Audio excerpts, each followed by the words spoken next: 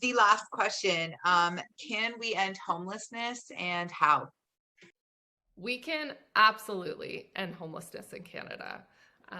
We, 40 years ago, we didn't have homelessness. We don't need to have it 40 years from now. It is not inevitable. It is the direct result of policy choices that we have made at the federal, provincial, territorial level, as well as at the municipal level. So really, it's about addressing those policy pieces, but also the macroeconomic pieces that are driving homelessness and housing precarity in Canada. So here's my recipe for how to end homelessness in Canada. We need a massive expansion of purpose-built rental housing for folks who are at the lowest level of income.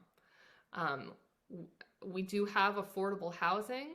Often it is deeply unaffordable for folks who are on social assistance, on disability benefits.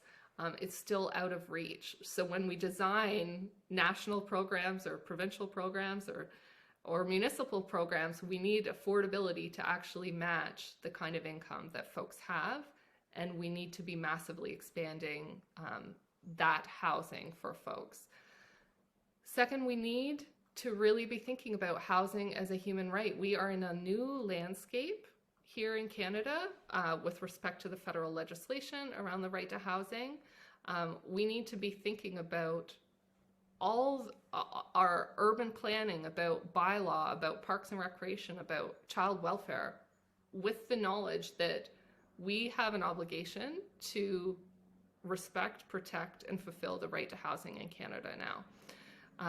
And so this should be the framework we use in terms of thinking about all of our investments.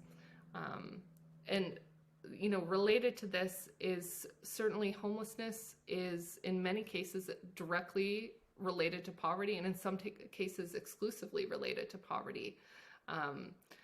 If we don't increase social assistance rates and disability benefits and other kind of government benefits to livable amounts for folks, we are going to have a huge segment of the population always at risk of homelessness. And we know this is disproportionately impacting groups who are experiencing marginalization on the basis of race, on the basis of gender, on the basis of ability.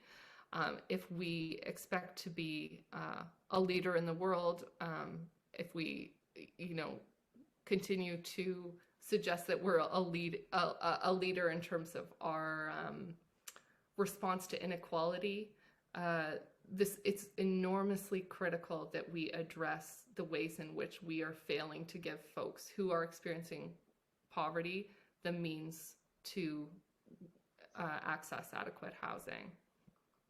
And a part of this, we need to stop dehousing people. So the most effective way to end homelessness is to prevent it. And there are folks who get evicted over $100. Folks who get evicted because they speak a second language and they couldn't read the eviction notice and they didn't have legal access to any legal supports. And then their landlord puts them in a cab and drops them off at a shelter. These are highly preventable circumstances.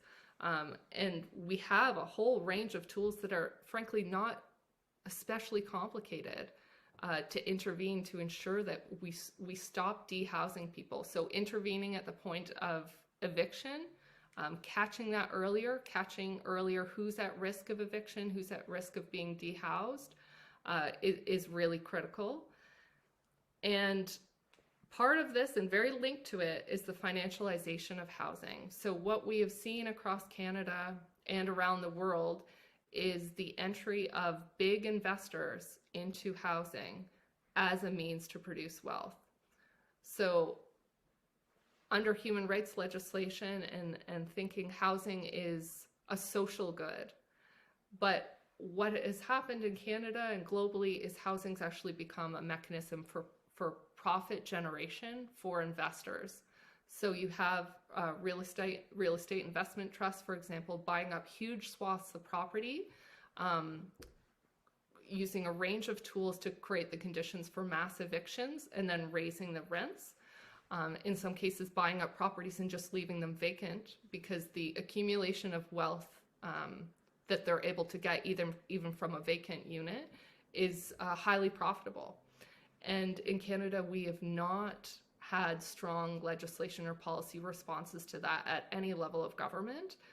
If we expect to ensure a more equitable housing market, it really is going to require that we tackle this financialization problem and the ways in which it is driving up the cost of housing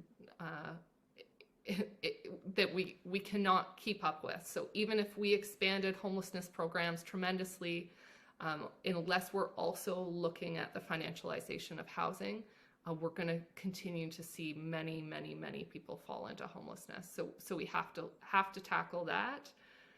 And lastly, I'll say we also need to look at the public system drivers of homelessness.